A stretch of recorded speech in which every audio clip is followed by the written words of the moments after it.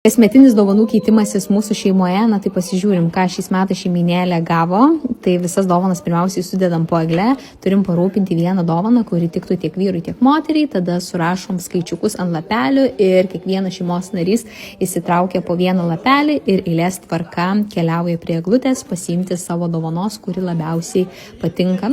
Iš įpakavimo, aišku, ją atpakuoja, tai gali matyti, va senelis ir namų kvapą gavo, kitas šeimos narys gėrio gavo probiotikų, kad pastiprinti imunitetą, dar kitas narys rinkinuką maisto, ir visokiausių tų dovanėlių galima rasti. Tai kiekvienas jau pagal fantaziją parenka už tam tikrą sumą, ne už tam tikrą, mes tiesiog nusistatom sumą, 35 eurai ir turim tokią dovaną išrinkti.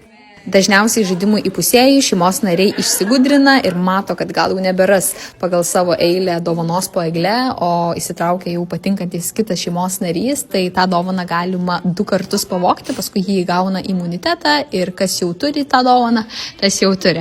Tai va šita dalis yra smagiausia, nes galima matyti, kaip šeimos nariai kovoja tarp vienų kitų tų dovanų, kas ko nori. Tai kartais būna ir pikčiukų, bet aišku, draugiškai viskas. Tai va taip, tai kas irgi nori tokio įdomesnio, smagesnio dovanų traukimo, tai šitą tikrai labai rekomenduoju jums kitiems metams įsisaugoti.